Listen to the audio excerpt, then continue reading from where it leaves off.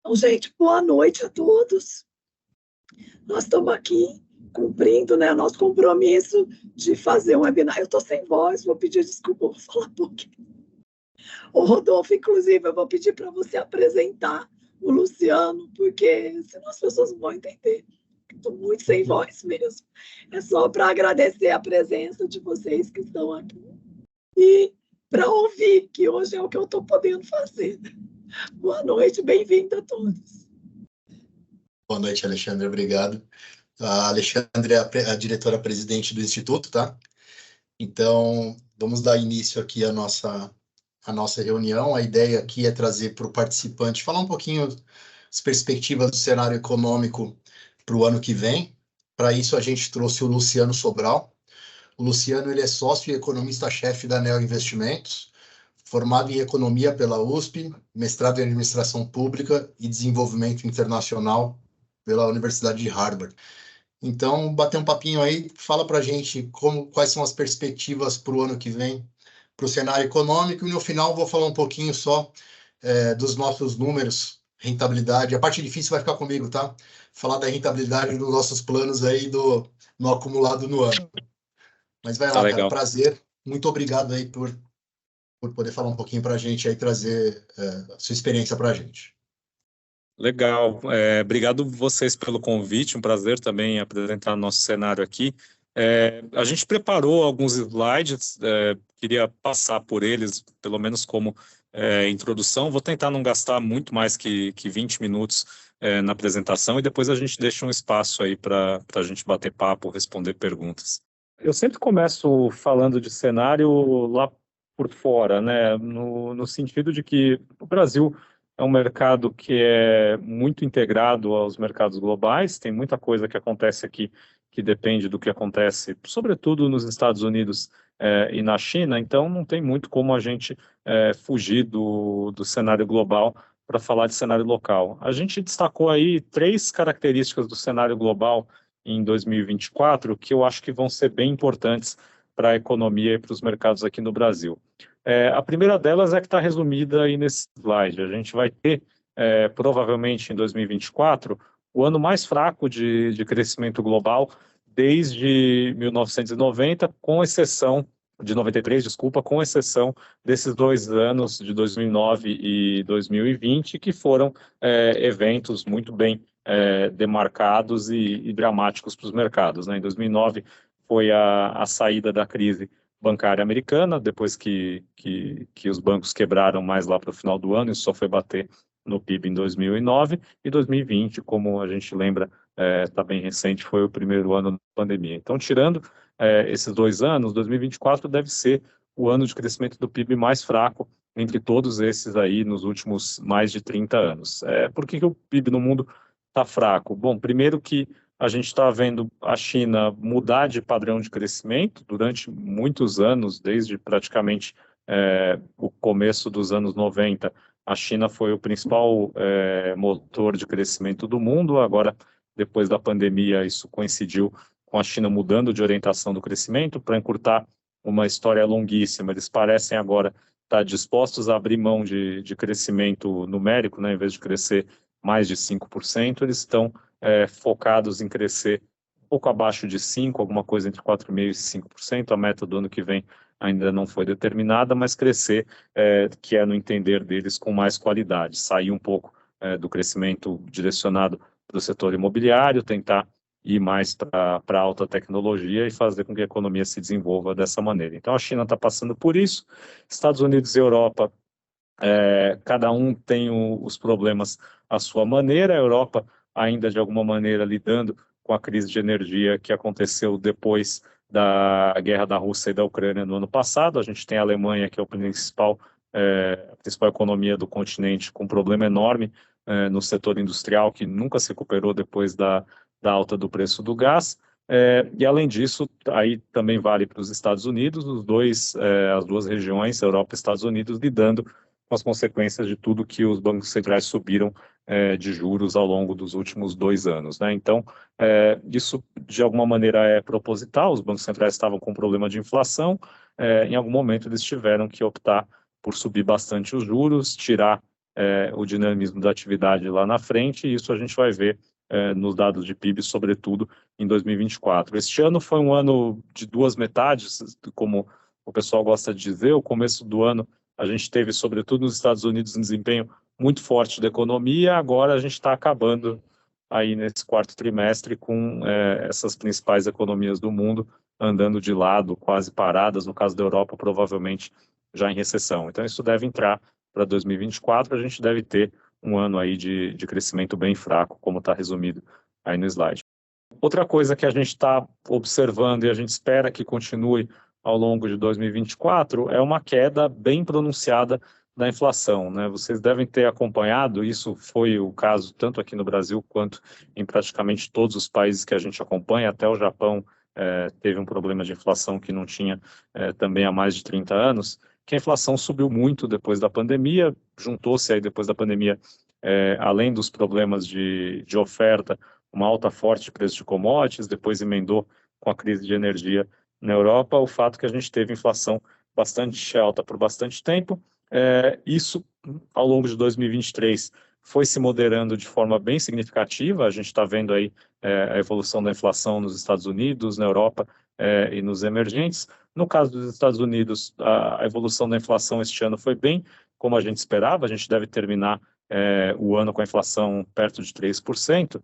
No caso da Europa, que é o gráfico do meio, vocês estão vendo essa linha tracejada, que é a inflação dos últimos 3 meses anualizada, dá uma medida mais do que está acontecendo bem no passado mais recente. Essa inflação já está rodando aí ao redor de 2%, então se essa tendência se mantiver, a gente vai ver uma desinflação na Europa até mais rápida do que a gente imaginava.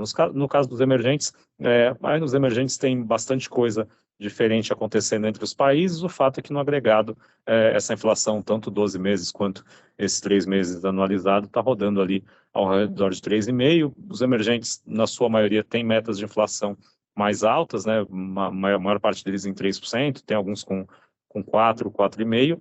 Então, acho que essa tarefa de levar a inflação para a meta ou para perto da meta está quase completa. Ela parece que já está completa na Europa, não à toa o mercado já está acreditando que eles começam a cortar os juros no começo do ano que vem. Ela está perto de ser completa nos Estados Unidos. No nosso cenário, ainda no ano que vem, a inflação é um pouco acima dos 2% que eles perseguem como meta. A gente está vendo ali como 2,5%, mas aí é questão de atividade ser um pouco mais fraca para isso escorregar para os 2%. E aí, nos emergentes, a gente já está vendo como essa missão já está praticamente cumprida. A gente já está vendo vários países entre os emergentes, incluindo o Brasil, cortando os juros, né? Então, acho que essa desinflação deve continuar no ano que vem. A gente não vê nenhum motivo para esperar a inflação reacelerar em 2024. A atividade econômica vai estar fraca, os preços de commodities ainda estão bem comportados, a gente não tem muito estímulo fiscal entrando nas economias, então a inflação deve seguir essa trajetória de queda que a gente observou ao longo aí de 2023. Por conta desse cenário de inflação e de atividade, a gente vê muito espaço para os bancos centrais cortarem juros, né? A maior parte deles está resumido aí nesse slide, está no que a gente chama de território restritivo, isso falando em português.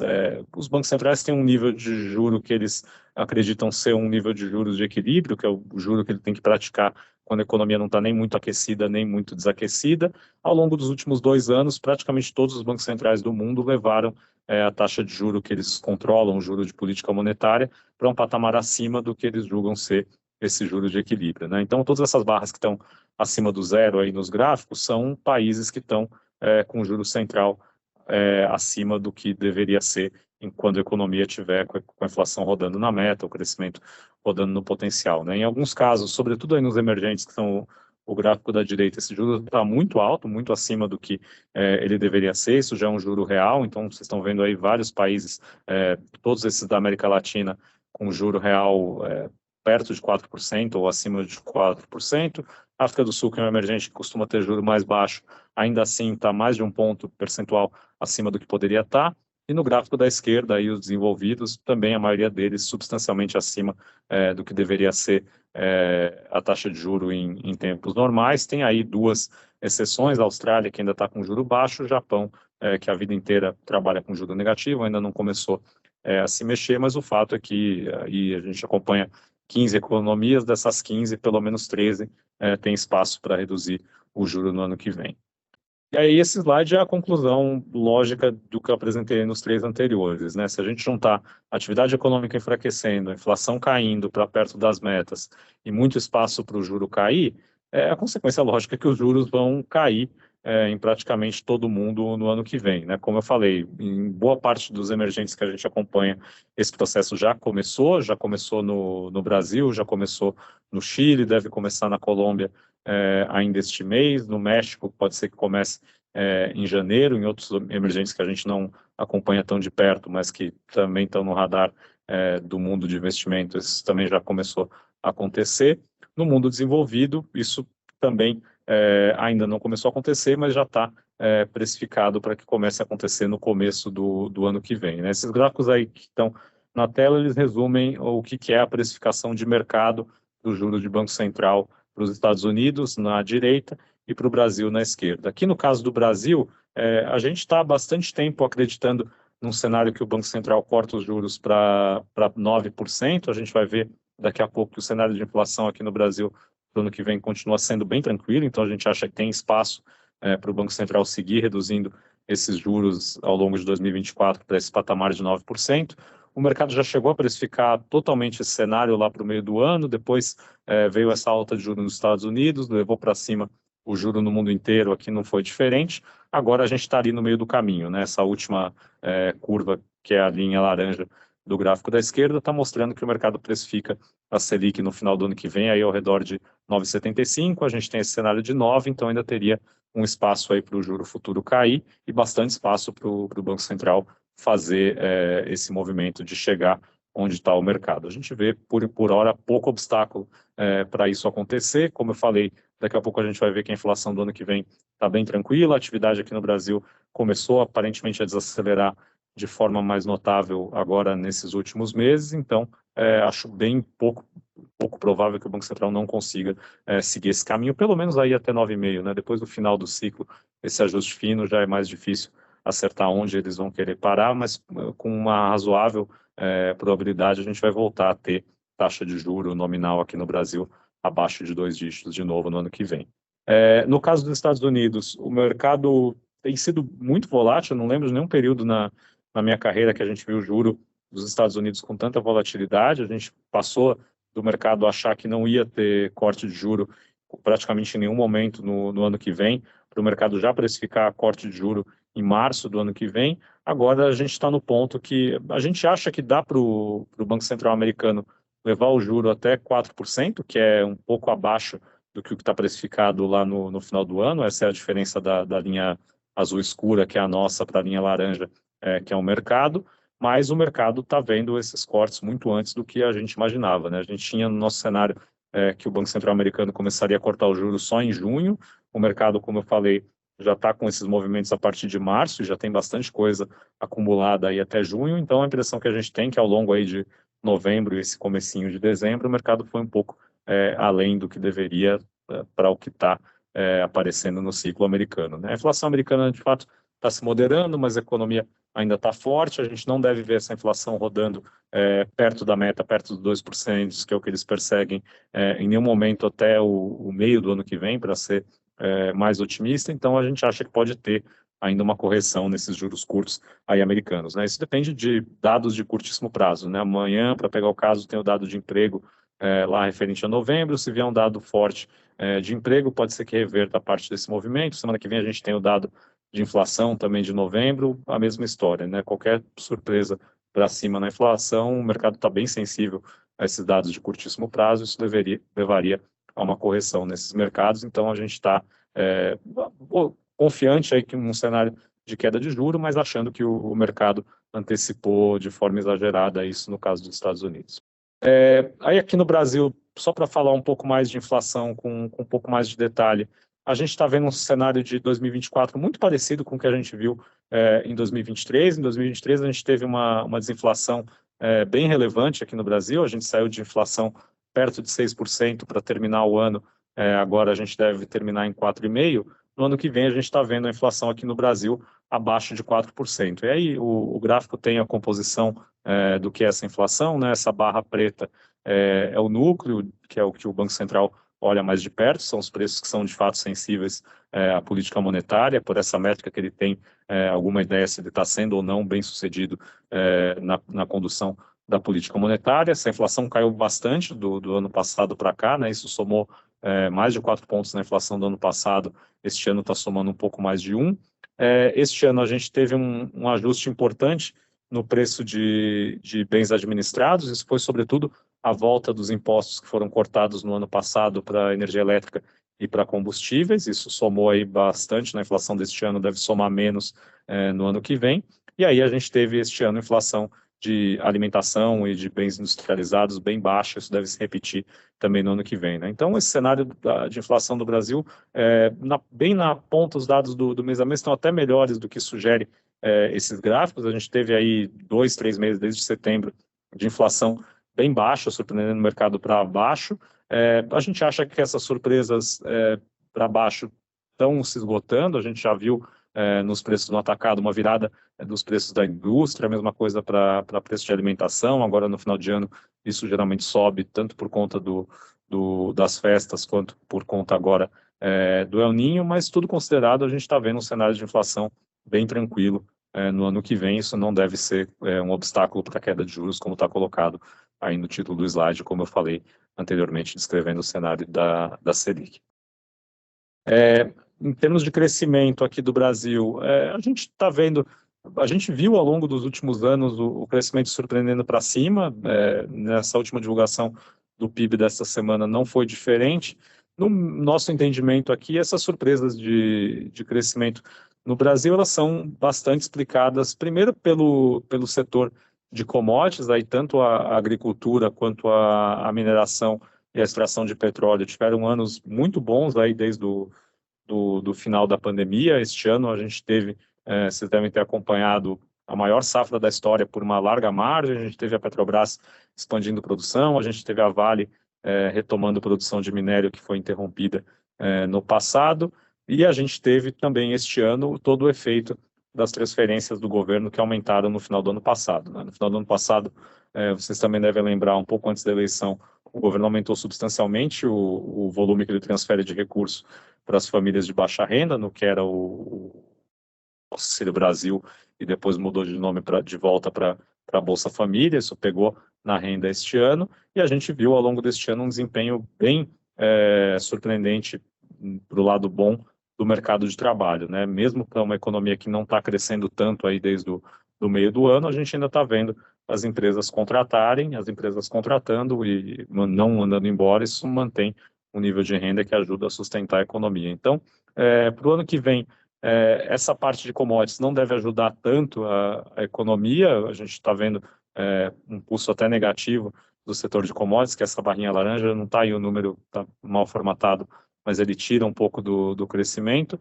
E aí, do resto, a gente tem todas esses outros vetores de crescimento meio que se anulando, né? A gente parte de um crescimento potencial do Brasil que é alguma coisa perto de 1,5%. O crescimento potencial que eu digo aqui se nada acontecer, tiver tudo bem no mundo, o Brasil estiver com juro onde deve estar, o Brasil cresce 1,5%. Ano que vem, como eu falei no começo, é um ano fraco de PIB global, isso deveria tirar um pouco de crescimento aqui no Brasil, 0,4 ponto percentual na nossa conta, mas por outro lado, com o juro caindo, isso deveria ajudar o crescimento. Então uma coisa meio que cancela a outra. No fim, a gente vai ter um crescimento, que é essa barra mais escura aí da direita do gráfico, em 1,4 na nossa projeção, que é bem perto do 1,5, que é o potencial, né? Então tem um monte de coisa acontecendo em paralelo, o mundo com crescimento fraco, mas o juro aqui caindo, as commodities não ajudando tanto, mas ainda tem um tantinho de transferência do governo para as famílias ano que vem, que vai aumentar. Somando tudo isso, a gente acha que o PIB cresce ano que vem 1,5%. Diferentemente dos outros anos, a gente vê pouco espaço para surpresa do lado de commodities, né? No começo deste ano, a gente achava que o PIB ia ser mais forte do que o mercado esperava, isso mais forte. Nosso entendimento era um crescimento de 1%, a gente vai acabar crescendo quase 3%, quase tudo por conta desse setor de commodities, que foi muito melhor do que qualquer um imaginava, né? No ano que vem, esse espaço para surpresas positivas parece ser mais complicado. A gente está vendo aí uma temporada de plantio agrícola mais atrapalhada por conta do El Niño. A Petrobras ainda tem que aumentar a produção, mas de forma talvez um pouco mais desacelerada. A Vale, a mesma coisa. A gente coloca tudo isso na conta, a gente vê menos espaço para a economia andar no ano que vem. Está longe de ser um cenário horroroso, longe de ser uma recessão, mas a gente deve ver o crescimento um pouco mais fraco no ano que vem. E o outro problema que a gente sempre é perguntado a respeito aqui e vai estar presente praticamente na vida inteira do Brasil é o problema fiscal, né? A gente teve, ao longo deste ano, o mercado passando por fases de depressão e euforia com o fiscal. A gente, logo depois da eleição, o mercado achava que o governo Lula 3 ia ser parecido com o Lula 1, que ia chamar economistas com muita credibilidade para tocar a política econômica. Depois, quando foi anunciado o Haddad como ministro, o mercado caiu em desespero, achou que o governo ia ser mais parecido com o Dilma 1, Dilma 2. Depois que o Haddad tomou posse e mostrou que ele tinha a intenção de fazer uma política fiscal minimamente organizada, o mercado se acalmou, aí a gente teve um período aí de bonança, até recentemente, depois o fiscal voltou a ser assunto, mais para o governo tentando fugir do próprio arcabouço que ele se impôs. O jeito que a gente olha o fiscal conceitualmente na ANEEL está resumido aí nesse gráfico, né? Isso é um trilema, né? Para quem estudou economia, isso aparece em algumas formulações de economia internacional. Para quem não estudou, vou explicar aí em português, né? Um trilema é uma escolha entre 3 alternativas, das quais você só consegue escolher 2, né? Você não consegue ter as 3 ao mesmo tempo, porque uma delas ela vira excludente se você considera as outras 2. Aqui no caso do Brasil, a gente vê essas 3 alternativas, são as que estão listadas aí nas pontas do triângulo, né? Você pode querer ter responsabilidade fiscal, que é a dívida caindo lá na frente, você pode querer aumentar o gasto do governo e você pode querer manter a carga tributária. Muito bem você querer qualquer uma dessas coisas individualmente, você pode querer 2 delas, mas você não consegue as 3 ao mesmo tempo, né? No caso do Brasil, que a gente está vendo neste governo, a gente vê um governo que ele acha praticamente imperativo aumentar gastos, ele acha que ele foi eleito com esse mandato e é muito difícil convencer esse governo de que gasto pode ser cortado. Então, aumento de gastos parece ser uma coisa dada aí nos próximos 4 anos, mesmo a regra fiscal que o governo aprovou prevê aumento de gasto praticamente ano sim, ano também, daqui até o final do mandato, e a gente vê um Congresso que é muito relutante e resistente em aumentar a carga tributária, né? Então, dado que você quer aumentar gasto e manter a carga tributária, esse vértice de cima aí do triângulo da responsabilidade fiscal ele tem que ser abandonado, e é isso que a gente vai ver, que a gente está vendo ou vai continuar vendo de tempos em tempos, né? O governo tenta colocar ali um verniz de que está tudo controlado e que ele vai conseguir fazer tudo ao mesmo tempo, mas a gente sabe que não podendo aumentar imposto, o aumento de gasto vai acabar virando dívida, essa dívida vai se acumular e o Brasil vai ter uma trajetória de dívida crescente. Não é uma situação explosiva, a gente está longe de passar perto do que foi o pior momento aí dos últimos 20 anos, que foi a crise de 2015-16. Em 15-16, de fato, parecia que o Brasil ia entrar numa rota mais parecida aí com a Argentina ou com a Turquia, para pegar um exemplo que é mais longe, mas é menos extremo. Isso foi corrigido de alguma maneira com Joaquim Levy primeiro e depois com impeachment. Dessa vez parece ser uma versão mais moderada disso, né? Acho que o mercado também está mais complacente, o mundo inteiro não está tão preocupado com o controle de gasto do governo, o Brasil nem se destaca para o lado negativo nesse quesito, né? Tá praticamente o mundo inteiro aí tentando arrumar um jeito de aumentar o gasto e sem cobrar mais imposto.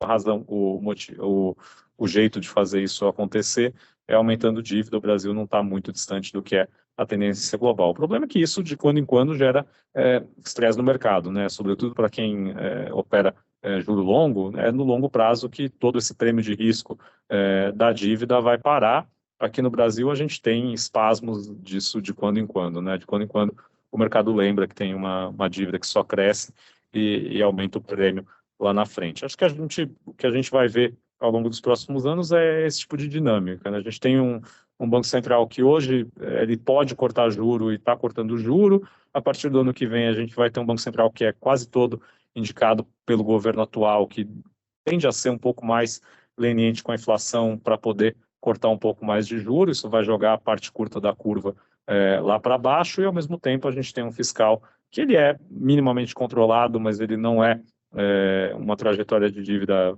estável ou cadente, que deve seguir colocando prêmio na curva, né? Então, o que a gente tem de perspectiva de juro, que é o nosso ganha-pão aí, ou pelo menos um dos ganha-pãos do ganha-pão do fundo, é uma curva muito inclinada, né? O juro curto relativamente baixo, agora porque é possível, depois lá na frente, talvez porque seja a própria vontade do Banco Central, mesmo isso não sendo tão possível, e o juro longo, aí determinado pelo mercado, com menos influência do Banco Central, refletindo todo esse prêmio aí do fiscal, que não é o ideal, né? Ele é um pouco mais bagunçado do que deveria, ainda que, de novo, longe de ser o que ele já foi no passado não tão distante. Aí acho que com isso eu concluo nossa visão bem resumida aí de cenário. Aí são os números para tudo isso que eu falei. Crescimento, como eu falei, no ano que vem a gente espera uma desaceleração para 1,4. Inflação abaixo de 4 no ano que vem parece ser bem tranquila. Acho que tem até um risco de ser um pouco mais baixo se a gente continuar vendo as coisas que a gente está vendo agora. A Selic deve ir até 9%, a Selic média do ano que vem, que acho que é o que importa para a economia, é quase mais de 3 pontos percentuais mais baixa do que a deste ano, então isso deve gerar aí um certo dinamismo na economia nos setores que são ligados a crédito, né? Este ano a gente viu a parte ligada à renda relativamente bem, mas a parte ligada a crédito mal. Ano que vem talvez seja um pouco do oposto, né? A renda não vai crescer tanto, mas o crédito deve ter uma recuperação aí bem importante. A gente não falou muito de câmbio, poderia me estender aqui um pouco, mas acho que o câmbio é a parte mais difícil de prever do cenário, depende muito lá de fora. Acho que essa taxa de 5 parece aí adequada para o que a gente está vendo de cenário externo e risco aqui de dentro. Aí petróleo é mais um lembrete aí para a gente mesmo, a gente não faz projeção na casa de petróleo, a gente usa de um dos bancos que assessora aí a gente, mas só para ter um cheiro aí do que a gente usa de insumo para o resto do cenário. Luciano, obrigado, principalmente pela forma didática de falar de um assunto denso, um assunto pesado. A gente tem um certo otimismo aí para 2024, né? Senti um certo otimismo tanto no mercado externo como no mercado local, falando de juros, falando de inflação, e tudo mais. Eu acho que o ponto de atenção que ficou ali, me corrija se eu estiver errado, é em relação à responsabilidade fiscal, que isso pode trazer uma volatilidade maior aí na curva de juros longa. E para a gente que está sentado no fundo de pensão, que adora as NTNBs, não é ruim. E a gente se aproveita desse cenário, né? Eu acho que é um bom resumo. Assim, acho que a gente passou um período muito difícil aí de inflação muito alta e juro muito alto, né? O juro caindo rapidamente do jeito que está caindo, melhora muito a vida da economia. Na ANEEL, a gente está louco para ver o juro cair, porque o nosso produto compete diretamente com o produto indexado ao CDI, né? Então, para a gente, quanto mais o CDI cair, melhor. E a parte longa da curva é isso que você colocou. Eu acho que ano que vem, assim, sempre tem ruído, né? Como eu falei, esse problema do fiscal ele é crônico, ele não é agudo, ele vai ficar lá por bastante tempo. Mas acho que ano que vem não é um ano particularmente perigoso, porque a gente ainda vai ter algum crescimento na economia, então a disposição do governo de aumentar gasto para estimular a economia, enquanto a economia está crescendo por si só, é menor. E a gente está longe ainda da eleição de 26, né? Acho que a gente chegando mais perto da eleição, ou a economia desacelerando mais fortemente, aí sim a gente tem um risco aumentado do governo querer criar alguma maneira de aumentar o gasto além do que a gente já está prevendo, né? Ano que vem acho que é um pouco mais do mesmo, né? O governo ainda tenta fazer essas medidas de arrecadação para melhorar um pouco a cara do déficit, né? Já que ele vai gastar, ele está tentando arrumar um jeito de financiar isso que não emitindo dívida. A gente é bem cético quanto ao sucesso dessas medidas, mas por enquanto está sendo tentado, né? Acho que não foi jogada a toalha totalmente, acho que nem será no curto prazo. Talvez aí mais para perto de 2026, a gente veja esse cabo de guerra que tem dentro do governo, do pessoal mais fiscalista, para o pessoal que quer gastar mais, pendendo mais para esse pessoal que quer gastar mais, o pessoal que é egresso aí do governo Dilma, mas por enquanto isso está bem equilibrado. Muito obrigado pela apresentação. Ana, obrigado, viu? Imagina, nós que agradecemos. Pelo auxílio. Eu vou continuar aqui, vou passar um pouquinho dentro do nosso compromisso com o participante. Trimestralmente, a gente costuma trazer e disponibilizar no YouTube uma apresentação com os nossos resultados. Uma breve apresentação, a ideia aqui é trazer um pouquinho dos números dos nossos planos de previdência, tá? O resultado acumulado no ano até outubro de 2023, que são os números oficiais que temos. Só para fazer um pouquinho uma retomada aí dos principais acontecimentos de 2023, a perspectiva para 2024 ela parece favorável, mas 2023 foi um ano muito difícil, um ano com muita volatilidade e com bastante eventos, né? Então, a gente procurou enumerar alguns eventos aqui, tanto no cenário local como no cenário externo, só para ilustrar um pouquinho o que foi 2023 até outubro, até outubro, novembro, tá? Então, a gente tem ali no cenário local, no início do ano, janeiro já começou quente, né, com os problemas com as lojas americanas e depois a recuperação judicial, a aprovação do arcabouço fiscal, proposta de reforma tributária que está tramitando ainda na Câmara e no Senado, queda de inflação e o início de cortes de juros aqui no Brasil. Cenário externo, começamos com uma reabertura da economia chinesa, que ao longo do ano se mostrou abaixo do que o mercado esperava. Crise bancária norte-americana, com alguns bancos quebrando, passando por dificuldades. Queda do dólar, downgrade de rating dos Estados Unidos e, mais recentemente, o conflito no Oriente Médio entre Israel e Palestina. Falar um pouquinho dos nossos planos, eu vou começar falando do plano 1, que é um plano BD, tá? O plano 1, ele tem um patrimônio de 1.582 bilhão. Esse plano, ele já é um plano maduro, é um plano onde mais de 70% da população já são de aposentados. Então, temos ali 4.133 participantes, sendo que os aposentados já superam os 3.000 e ativos 1.080. Então, é um plano maduro, é um plano que, ao longo do ano, a gente foi diminuindo o risco. Eu vou mostrar aqui no próximo slide. O plano 1, a gente vê no primeiro slide aqui, é a alocação da carteira em 2022, comparando com 2023. Então, a gente consegue notar que na porção ali do verde mais escuro, é a porção de renda fixa, tá? Então, no mesmo período de 2022, tínhamos 82% praticamente de renda fixa no plano 2, no plano 1, no plano BD, sendo que em 2023 a gente já consegue enxergar uma alocação maior na renda fixa, com quase 94%. Notem que a renda variável, que no ano passado representava 2,44% do plano, ela foi zerada ao longo desse ano. Os investimentos estruturados, que compreendem os fundos multimercados e FIPS, também teve uma redução de 6,51 para 1,83. Posição de investimentos no exterior, tínhamos uma posição de 3,40, ela foi zerada também. A carteira de imobiliários diminuiu um pouco, de 4,86 para 3,74. A carteira de empréstimos, ela se manteve praticamente estável, tá? Esse plano, por ser um plano maduro, e já ter atingido o pico de patrimônio, daqui para frente a tendência do patrimônio, óbvio, que é reduzir, porque a gente mais paga benefício do que entra recurso, e em virtude desse passivo, tivemos que reduzir a exposição de risco, que era baixa, que era, a gente pode falar de 2,44 na renda variável, é uma exposição baixa, mas mesmo assim, dado o cenário de mercado, e com os papéis de renda fixa, principalmente as NTNBs, pagando mais do que a meta atuarial, a gente tomou essa decisão, e foi uma decisão acertada, de diminuir risco ao longo do ano para a compra de papéis atrelados à renda fixa, tá? Aqui a gente mostra um pouquinho o desempenho ao longo do ano do plano 1. Então, na linha verde mais escura, eu tenho a rentabilidade acumulada de janeiro a outubro.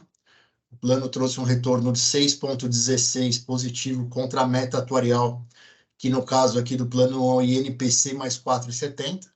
O INPC é um índice de inflação, tá? Parecido com o IPCA. Então, um contra o outro ali, a gente tem a meta atuarial acumulada no ano de 7,06 e o plano ligeiramente abaixo da meta com 6,16. Os maiores contribuintes de performance ao longo do ano foi a carteira de empréstimos com quase 15%, seguido da renda variável, da renda fixa com 6,88% e renda variável e exterior com o destaque negativo ao longo do ano. O mês passado, mês de novembro, foi um ano muito bom para o plano. Ainda não tem os números oficiais, mas é difícil guardar esses números para mim aqui. Eu vou mencionar, não vou projetar, mas eu vou mencionar, tá? No plano 1, a rentabilidade do plano ela foi positiva em 0,84. A gente teve uma rentabilidade muito boa, principalmente da renda fixa, vindo do fechamento da curva de juros. E no ano, o plano ele já acumula 7,04 positivo, contra a meta atuarial até novembro, 7,62. Então, ainda são números gerenciais, tá? Mas eu gostaria de deixar registrado aqui que possivelmente no final do ano a gente chega muito próximo, diminui bastante esse gap entre rentabilidade e meta atuarial. Bom, passando para o plano 2, é um plano CV, é um plano que a gente proporciona para os participantes perfis de investimentos, depois eu vou mostrar um pouquinho. São 4 perfis, perfil ultraconservador, conservador, moderado e arrojado, tá? Aqui já é uma outra dinâmica, é um plano mais jovem, um plano que a gente paga menos recursos para aposentado, então entra mais recursos do que pagamentos. A gente espera que nos próximos 5 anos cresça aí por volta de 1 bi de real. Hoje o patrimônio do plano é aproximadamente 1,9 bi, com 7.169 participantes, onde apenas 865 são aposentados. A gente consegue notar também mais ou menos o mesmo movimento, a mesma dinâmica que aconteceu no plano 1, então a gente teve um aumento na carteira, no portfólio de renda fixa, enquanto em 2022 tínhamos quase 76% da carteira atrelados em renda fixa. Quando eu falo renda fixa aqui, são títulos públicos, principalmente títulos atrelados à inflação, as NTNBs, crédito privado, seja ele de empresas ou letras financeiras, tá? Bom, renda variável, tínhamos uma exposição de quase 10% no ano passado, foi reduzida para quase 5%. Estruturados, aumentamos a nossa porção da carteira, principalmente em fundos multimercados, saímos aí de 7,75 para 9,12. Exterior, de 3,49 para 3,26, então mantemos praticamente a mesma posição. Carteira de imobiliários também, 1,14 para 1,34, e a carteira de empréstimo também se manteve praticamente estável, tá? Então, a grande movimentação ali foi redução de risco através da Bolsa Brasileira, entrando na renda fixa, principalmente em NTNBs. Aqui a gente já nota uma volatilidade muito maior no plano 2, né? A linha verde mais escura é a performance do plano. Então, a gente vê ali no período entre março e comecinho de junho performando abaixo da meta atuarial. Dali para frente, com uma volatilidade grande também, mas já entregando uma rentabilidade superior à meta atuarial do plano, que é INPC mais 4,20, tá? O acumulado no ano do plano 2 é de 6,80 contra a meta atuarial de 6,63. Performance positiva ali, o destaque positivo para a renda fixa com 8,13, empréstimos 14,50, e a gente tem estruturados e imobiliários abaixo da meta atuarial mais positivo, e a renda variável até outubro negativo 1,01 e exterior negativo 2. Bom, da mesma forma que eu fiz no plano 1, rentabilidade do mês de novembro ainda não é gerencial, ainda não é oficial, ela é gerencial, mas em novembro a rentabilidade foi muito boa, principalmente pela renda variável, então o plano trouxe um retorno de 1,83 positivo em novembro, acumulando assim 8,75 de janeiro até novembro, contra uma meta atuarial de 7,15. Bom, passando para os perfis que eu havia mencionado, os 4 perfis, o que diferencia esses perfis é a exposição na renda variável, tá? Então, o perfil ultraconservador, ele não possui renda variável, não possui ações dentro do perfil, 0%. O conservador pode ter até 15% da carteira em renda variável, estamos com 3,65%. O moderado pode ter até 25%. A posição atual é de 6,08%. E o perfil arrojado pode ter até 35% da carteira em ações e hoje só 8,51%. Então, a gente tem um retorno acumulado no ano dos perfis 7,96 para o ultraconservador, 7,36 para o conservador, 6,78 moderado e 6,65 para o perfil arrojado. Passando para o nosso plano família, o plano família completa 5 anos agora, no finalzinho de dezembro, tá? Já temos um patrimônio de 4.150.000 acumulado até outubro. Já são 361 participantes, todos eles ativos. Plano Metros Família, aqui a gente traz a pizza de alocação, mesmo racional dos dois planos anteriores, comparando pelo mesmo período de 2022 a 2023. Então, a gente já consegue notar uma diversificação maior, principalmente ali no fundo soberano, que é o que a gente fala ali dos 21%. Fundos soberanos são fundos que compram praticamente 100% da carteira em títulos públicos, tá? Atrelado ao CDI, então a gente tem um CDI muito forte ao longo do ano e a gente também diminui o risco comparando de um ano para outro, fazendo alocação nos fundos atrelados ao CDI. Então, só para poder cantar a bola um pouquinho aqui, fundo de crédito, o que a gente tinha 44% praticamente, fundos de crédito no ano passado, a gente zerou essa exposição, principalmente devido ao cenário do início do ano de lojas americanas e light, e toda aquela contaminação que teve nos fundos de crédito. Então, a gente tomou a decisão lá de reduzir a exposição e alocar nos fundos soberanos que estão, né, relacionados diretamente ao CDI. A nossa porção de juros em moedas aumentou de 19% para 26%, crédito bancário diminuiu um pouquinho de 29% para 21%, títulos públicos aumentamos de 7% para 19%, e, como eu mencionei, a gente tem uma alocação nova aqui, tomando um pouquinho mais de risco e já visando o cenário para 2024, que é benigno, alocando ali 10%, quase 11% do plano em fundos multimercados. Tá? Entrando na performance do plano no ano, a gente tem a linha verde, que é a rentabilidade do fundo, né, do plano. A gente nota ali de agosto para frente com uma volatilidade um pouco maior e o descolamento relacional da CDI, principalmente pela alocação dos fundos multimercados. Os fundos multimercados, só para falar um pouquinho, são fundos que eles podem atuar no cenário de juro pré, pós-inflação, cenário externo, cenário local, moedas. Então, a gente teve uma direção e uma volatilidade muito maior ali a partir de agosto, e isso atrapalhou um pouquinho a performance do plano dali para frente, e a gente está entregando 80% do CDI. A perspectiva para 2024 ela é favorável, esperamos aí uma performance acima do CDI para o ano que vem. O mês passado também foi muito bom, não tenho aqui porque, como eu já mencionei, são números gerenciais, tá? Mas o mês passado o retorno foi superior ao CDI, ligeiramente superior ao CDI com 0,95, e no ano a gente já passou para 9,72 no acumulado de rentabilidade. Com isso, eu finalizo a minha apresentação aqui dos números. Muito obrigado pela participação, um grande abraço a todos.